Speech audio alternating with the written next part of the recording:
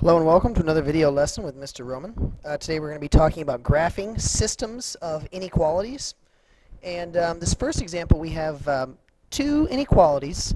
And when we're going to be looking to graph these, the idea here is we want to get them into the form of y equals mx plus b. So y equals mx plus b, which is called the slope-intercept form. So slope-intercept form.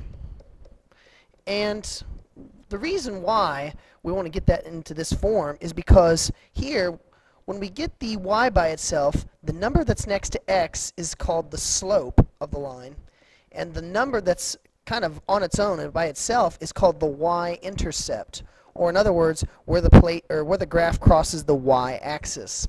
So essentially, in both of these inequalities, we want to get y by itself.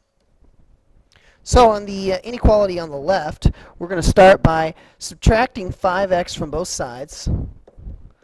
And that's going to give us negative y is greater than negative 1x. And then we're going to divide both sides by negative 1. And anytime you do that, when you divide by a negative number, that is going to flip automatically the inequality sign. So notice from the second step to the third step, we flip the inequality sign. So here, this is going to be y is less than 1x.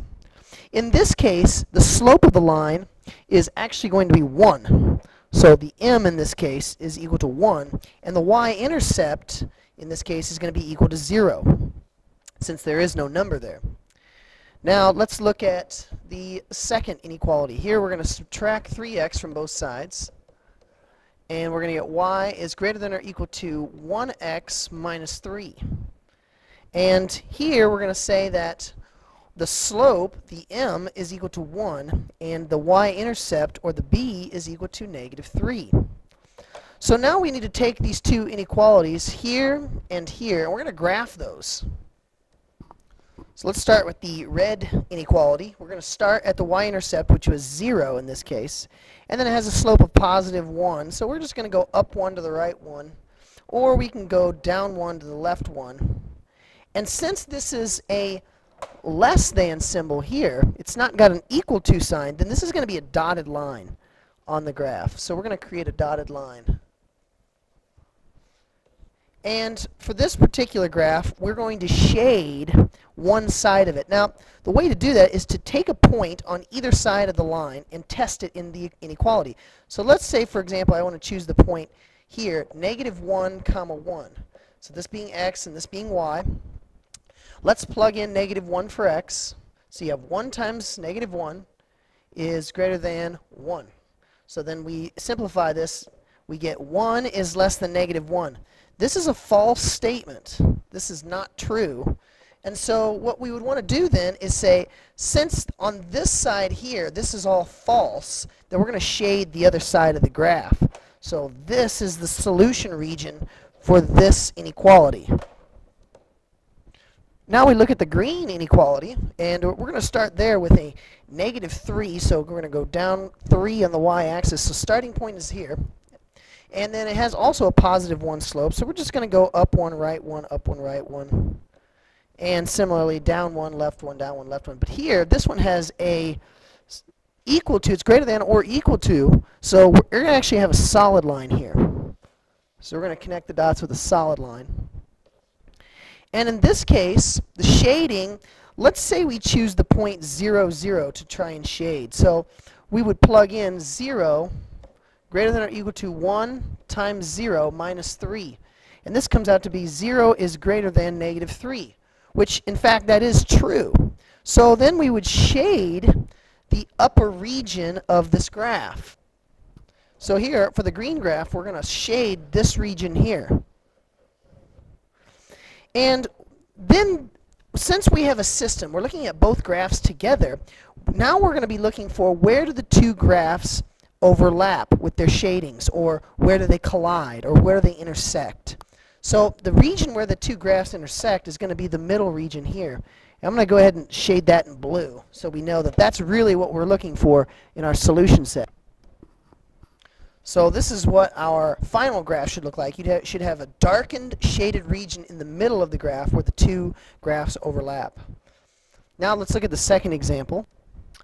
So here's our second system of inequalities. I went ahead and solved this one already. I got both of them where y was by itself. And so here we can notice that both of the graphs have a slope of -1/2. And the graph on the left here has a +1 slope, and, or I'm sorry, a +1 y-intercept. And the graph on the right here is going to have a -1 y-intercept. So let's go ahead and put those on the graph and see what that looks like.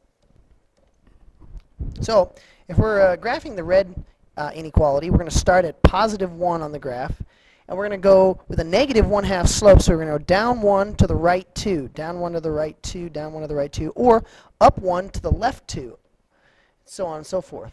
And since this doesn't have an equals to sign with it, then we're going to have a dotted line here for this inequality.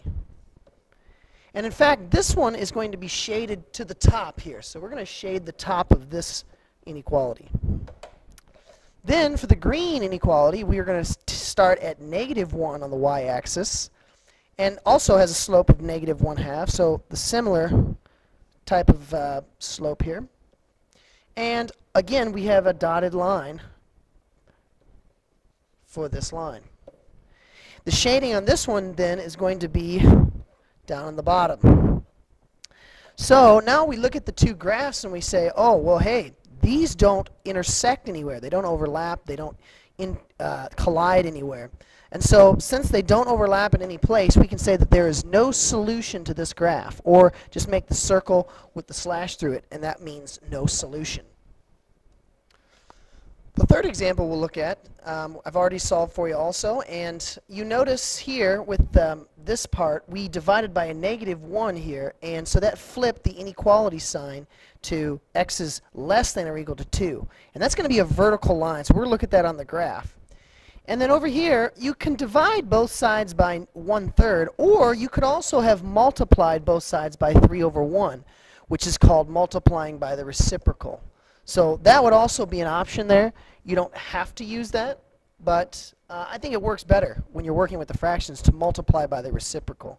So, and then that inequality came out to be y is greater than -1/4 x. So let's look at what these are on the graph. Okay, so the red inequality here is going to be a vertical line at the starting point of 2 on the x-axis here. And so and it's also going to be a solid line since it has the equal to symbol with the inequality. And it says it's x is less than 2, so our shaded region here for that one is going to be to the left on this graph. Then for the green graph, we have a starting point of 0, or a y-intercept of 0, so we're going to start that down here. And we know that because anytime there's not a written number off the inequality, then we can just understand that to be a +0 there. Most textbooks won't write that, but it's understood to be there.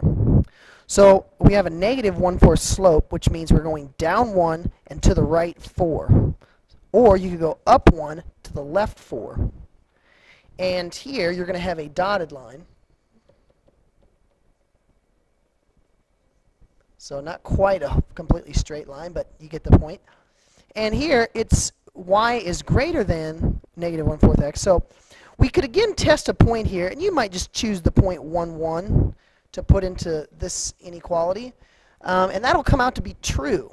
So let's take a look over here. When we put in 1, 1, you get 1 is greater than -1/4 x times 1. That means that 1 is greater than -1/4. And that's a true statement. So when it's true, that means you can safely shade this side of the graph and say that that's going to be the solution region. Now, again here, we're looking for where do the two graphs overlap in their shading, or where do they collide. And that's in the middle region here. So we take this and we shade it because this is where the intersection is. Now let's clean this up a bit. So the solution region again here is going to be the top left part of this graph in the blue region. And I believe we have one example left here. So let's look at that. And when you solve each of the two graphs, over on the left you get y is greater than -3, which in this case it's going to be a vertical line. And that's mainly because you don't have an x. Like usually you have a plus something x, but here it's actually understood to be a plus 0x. So we can say that the slope there is 0, and the y-intercept, or the b, is going to be -3. And then on the right equation, actually this one here, you could just flip and rewrite the way I've written it here, and y is already by itself. So there's really no extra work on that one to be done. Now let's look at the graph. Okay, let's begin with the red inequality. So here we know that the slope of this inequality is 0, and it has a starting point at -3 on the y-axis. So we're just going to create a horizontal line here at -3. And since y is greater than -3, we can say the shaded region that we're going to use is up here. So that's for the red inequality. Now for the green, we're starting at, again, a starting point of -3, so we're going to start at the same place. But here, this has a slope of -3, which means we go down 3 and to the right 1. Now you can also do the opposite of that, which would be up 3 to the left 1, and continue that pattern on up. And the green inequality is also going to have a solid line, so we're just going to connect the dots here with the solid line. And they are going to shade, the green line is going to shade to the left. So we're going to say down here is the shaded region for the green line. Now we're looking for where the two graphs overlap, where their shadings are the same. And we can see that the shading region that they both share is right there. So let's clean up the graph a little bit. So this is our final looking graph. Hopefully this has helped you, and I will see you in class tomorrow. Have a nice day.